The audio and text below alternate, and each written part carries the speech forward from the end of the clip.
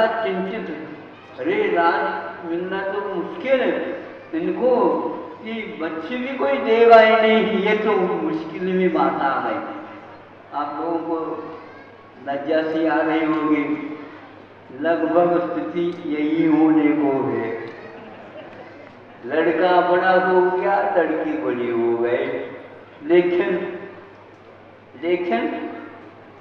किन समस्याओं से गुजर रहा है युग, ये लेकिन से मालूम नहीं पड़ता। ये लेकिन एक ऐसी समस्या है, मैं महाराज सब कुछ चाहता हूं, लेकिन मैं बोलना चाहता हूं, वो करना चाहता हूं, ये करना चाहता हूं, लेकिन एक ऐसी समस्या है, मत परंतु वाली समस्या बहुत खतरनाक है। इस लेकिन के कारण हमारी बुद्धि, हमारी संकल्प शक्ति, हमारे इरादे और हमारे बहुत कुछ जो है सपने, ये सब समाप्त हो रहे हैं। जब स्वप्न ही नहीं पड़ेंगे तो साकार कैसे करोगे? क्या साकार करोगे बताओ? दीवार को साकार करोगे क्या? स्वप्न आना स्वास्थ्य का प्रतीक है, और स्वास्थ्य का प्रतीक है तो उन्नति का वह सोपान भी बन सकता है। स्वयं स्वप्नों के माध्यम से तीर्थंकरों का जीवन उठ खड़ा हुआ, तो वह दोनों बहनें आज मिलकर के ऐसे काम कर रही हैं, माता पिता बिल्कुल संतुष्ट हो गए और 10-15 हज़ार एक महीने में कमाने की, अर्थ का अर्जन करने की कला प्रतिभा उनको उत्पन्न हुई। वो उसको बताने के लिए उनके पास शब्द तो है ही नहीं, लेकिन उनके मुखों को, चेहरों को देखने से ऐसा लगता है वो भीतर से जो है समुद्र लहरा रहा हो, समुद्र लहरा रहा हो। इसको बोलते हैं प्रतिभा, और इसका सदुपयोग हम बुद्धि लगाते हैं, लेकिन बुद्धि बल एक बहुत महत्वपूर्ण माना जाता है। लड़ने का नाम बुद्धि बल नहीं है। बुद्धि बल के माध्यम से हम लड़ाई को समाप्त कर सकते हैं। बुद्धि बल दक्षिण में शतरंज के खेल को बोलते हैं। बुद्धि बल है, उसके द्वारा बल का विकास होता है। मनोबल के बिना सम्यक दर्शन की प्राप्ति नहीं हो सकती। संगीत बना है, वही इसको समझ सकता है। आप लोग इस बात को समझ लो कि क्या नहीं कर सकते, सब कुछ कर सकते हैं, लेकिन ठिकाने हो तो न घर है, न बार, न ठिकाना। आप लोग सब कुछ कर रहे हैं, लेकिन न घर है, न ही बार है, और न ही बुद्धि का कोई ठिकाना है, तो कुछ भी नहीं। चलते जाओ, वो भ्रमण है महाराज, वो भटकन है। बुद्धि के बिना वो भटकन के रूप में आ जाता। तो हमारे पास ये प्रतिभा किस काम की है? हम पंचेंद्रिय के बाद और एक स्थिति को, उन्नत स्थिति को प्राप्त कर चुके हैं, उसका उपयोग कितना हो रहा है? उसको तो एक ऐसी दिशा में लगाना चाहिए जो अर्थ के पीछे भारत लगा हुआ है। अर्थ के लिए विद्यालय खोला जा रहा है, अर्थ के लिए आज औषधालय, चिकित्सालय खोले जा रहे हैं, अर्थ के लिए आज क्या क्या नहीं किया जा रहा, सारे अर्थ के लिए किया जा रहा। परमार्थ के लिए प्रतिभा कोई काम आती ही नहीं है। फिर आप विद्यालय की और वासना की बात क्यों करते हो? समझो इसको। थोड़ा इतिहास पढ़ो तो ज्ञात हो जाएगा अर्थ विद्यालय में कैसे आता था, विद्यालय कैसे चलते थे। पूर्व के लाखों गुरुकुल चलते थे, एक एक प्रांत में ही इस प्रकार की संख्या थी। बंगाल में और केरल में ये प्रसिद्धि थी भारत की, वहाँ पर कितने गुरुकुल हैं। पता नहीं लगता। हर गांव में वहाँ पर गुरुकुल और हर 8-10 गांव के बाद एक विश्वविद्यालय टाइप वहाँ पर चलता था।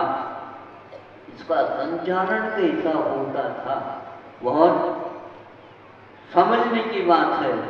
वह गुरु पढ़ाते कम, किंतु बच्चों को इस प्रकार प्रशिक्षण देते थे थोड़ा बहुत, तो अपने आप ही विद्यार्थी एक दूसरे को पढ़ा करके, क्योंकि बड़ा कोई समझाता है तो मौन रहना पड़ता है, और जो है आपस में समवयस्क रहते हैं, एक दूसरे को पूछताछ करके वह अपना बहुमत बना लेते हैं। तो पूरे विद्यार्थियों का वह कक्ष ही विद्यामय हो जाता था। इस प्रकार और उन विद्यालयों को चलाने वाले गुरुओं के लिए अर्थ कहाँ से आता था, ये जो श्रावक बैठे हैं वह बिना मांगे अपने जो आय होता था उसका कितना वह हिस्सा चारण से भी ज्यादा निकालते थे। फिर बाद में दूसरी चीज है, इस प्रकार करेंगे तो फिर प्रतिभा संपन्न प्रत्येक घर में प्रत्येक सदस्य हो जाएगा। उसको तो आप खर्च कर नहीं रहे, और पशुओं के लिए भी इसी प्रकार खर्च किया जाता था, जिसके द्वारा कृषि की समृद्धि होती थी, और खान पीन रहन सहन शुद्ध इत्यादि अपने आप ही रह जाते थे, और उसके सेवन करने से शरीर भी पुष्ट रहता था, संतुष्ट रहता था, शांति रहती थी। पहले के धान्य में और घी दूध इत्यादि के सेवन करने से 4 बार खा लो तो भी भूख आपकी लगी रहती है, और वह एक बार भी अच्छे ढंग से भोजन करते तो 24 घंटे शांति के साथ रह जाते। यह उस समय की नीति थी, रीति थी। इस प्रकार चलने से उनको शांति मिलती थी, तो अपने आप ही शरीर स्वस्थ रहता, बुद्धि काम करती, और वह जो व्यक्ति विकलांग है उसको सकलांग बनाने के लिए यह सोच विचार बुद्धि में आ जाती है। और अंश को बतवा वह पढ़ना लिखना जो कुछ भी है, यह एक प्रकार से जिसकी बुद्धि ज़्यादा काम नहीं करती उसी के लिए है। जितने जितने साधन आप जुटाते जाते हैं उतने उतने आपकी बुद्धि कमजोर है, यह सिद्ध हो जाती है। तो वह 500 राजकुमारों को तैयार करना चाहा नहीं हुए, और अंत वह चिंता में डूब गए। तो ये कहा था कि विज्ञापन दिया था दूर दूर तक, हमारे बच्चों को जो पढ़ाएगा उसके लिए विशेष रूप से पुरस्कृत किया जाएगा, विशेष राज्य सम्मान के साथ। तो वह एक व्यक्ति आया, बहुत देर के बाद वह खड़ा होता है राजा के सामने आकर के, हाँ बोलो क्या कहेंगे। मैं महाराज इस प्रकार सुना हूँ, और आपके राजकुमारों के लिए मैं कुछ पढ़ा हूँ। हाँ, दुनिया के सारे पंडित और सारे हो गए, हमारे बच्चे धुन के पक्षी हैं, वो नहीं पढ़ना चाहते। नहीं महाराज, ऐसी बात नहीं है। हमारे लिए, उन्होंने कहा, हमारे लिए एक आध बार आप सेवा का मौका दे दो, हम पढ़ाएंगे, ऐसा नहीं कहा उन्होंने। हमारे लिए एक बार सेवा का अवसर तो प्रदान कर दीजिए। मैं बहुत दूर से आया हूँ, पर आपकी इस जिज्ञासा को शांत करने हेतु प्रतिज्ञाबद्ध हूँ। मैं अपने जीवन में और कुछ नहीं चाहता, मैं विद्यादान देना चाहता हूँ, और भीतरी जो शक्ति है, चेतना है, उसको सक्रिय बनाना चाहता हूँ। आज आप लोगों का ज्ञान निष्क्रिय होता जा रहा है। विदेशी ज्ञान सक्रिय है कथनचित और भारत का ज्ञान निष्क्रिय होता जा रहा है। बैठे बैठे इजी मनी जानते हो क्या है? आसानी से, सरलता से, ऐसा नहीं, बिना श्रम किए मिल जाए। अरे बिना श्रम किए एक कोर भी नहीं मिलता। कोकोड़ी नहीं, कोर। मैंने ये कर रहा ना, ये रोटी का, हाँ, ये ग्रास, हाँ, ऐसा कोर ये साहित्यिक शब्द हो गया होगा इसलिए, हाँ, कोर भी नहीं मिलता। श्रम तो चाहिए। आज जितने भी विद्यार्थी हैं अन्यथा न ले, वे कोर को मोड़ करके लेने की भी क्षमता नहीं रखते। आप ही मोड़ो और आप ही मुंह में दे दो, और हम कहते हैं आप ही चरवण करो, हम बैठे रहते हैं। मुंह भी क्यों चल रहा है हम?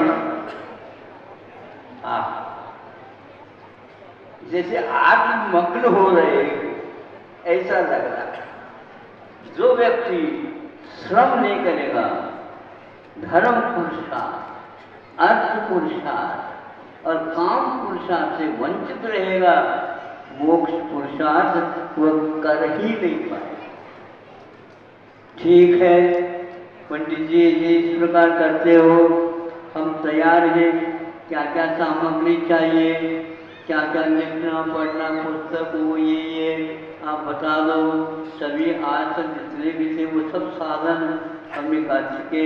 आपके अलग साधन सामग्रियाँ है तो उसको भी हम उपलब्ध कराते हैं, लेकिन हम तो थक चुके हैं। पंडित जी देख लो, बहुत अच्छी बात है, आपका यह उद्देश्य कथन बहुत अच्छा है।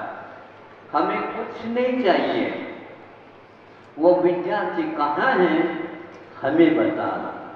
तो बुलाया कुछ चालू हो, कुछ चले गए अपने पान पर, पेड़ पौधे जहाँ हैं वहाँ पर जाकर के बैठे। नहीं बोर्ड होता है, पट्टिका, शाम पट्टिका, स्लेव, शाम पट्टिका बोलते हैं। शाम ही हो ऐसा कोई नियम नहीं है। ब्लैक बोर्ड प्रसिद्ध है, कृष्ण पट्टिका और श्वेत पट्टिका।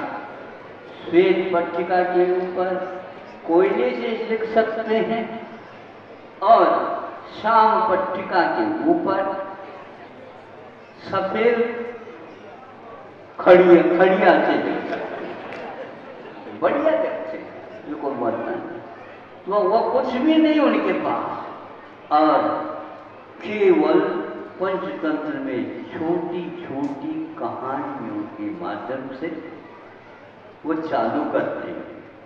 उसके 4-5 भाग है, अध्याय है, और उसके माध्यम से 1-2 महीने के भीतर पूरे पाठ दिया गया। और आपस में भी बैठ करके सभी भाई उसको लगाते तो गुरुजी भी देखते रह जाते। वो इस प्रकार की कल्पनाओं के साथ उसको उड़ाते रहते हैं। तो जाकर के एक दिन राजा ने पूछा, क्यों, कहाँ तक आ गया है अध्ययन? हाँ महाराज आप पूछिएगा, चालू है। आपके पुत्र तो अन्यत्र कैसे मिल ही नहीं सकते। एक बार बोलता हूँ उससे पूर्व में ही वो बोलते उत्तर देते हैं। प्रागेव दृष्टोत्तर है। हाँ, पहले से ही वो उत्तर अपने पास रखते हैं, प्रश्न को आने नहीं देते। यहाँ पर उत्तर का प्रश्न ही नहीं, हमेशा प्रश्न ही प्रश्न रहते। सबसे ज्यादा विद्यालय में जो बच्चा पूछताछ करता है वो सबसे ज्यादा होशियार, क्योंकि उसके माइंड में केवल प्रश्न ही प्रश्न भरे हैं। अब बोलो क्या करें। और हम वहां पर नहीं जाना चाहते जहां उत्तर प्रदेश होता।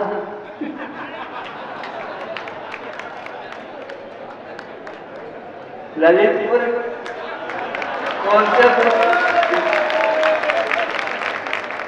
ललितपुर तो उत्तर प्रदेश कह रहा था, यहाँ पर पहले से उत्तर है तो प्रश्न ही नहीं।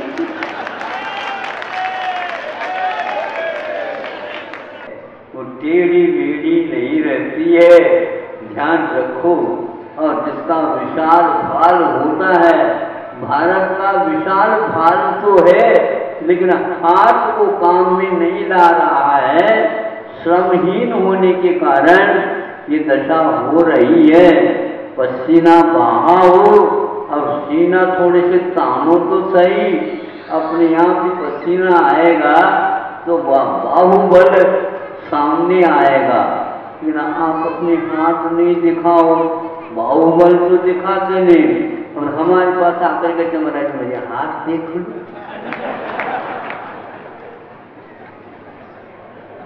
डेढ़ फीट का तो हाथ है तुम्हारा भी, 1.5 फीट का तो हाथ है, उसको क्या देखना। मैं हाथ क्या देखूं, तुम तो कम से कम अपने बाहुओं को देखो, दिखा। हाँ, वो प्रताप माना जाता है। तो भीतर से वह संकल्प हो जाए, धमनियां हिलने लग जाए, तो रक्त संचार अपने आप चालू हो जाए। और सबसे ज्यादा ब्लड प्रेशर की बीमारी फैल रही है।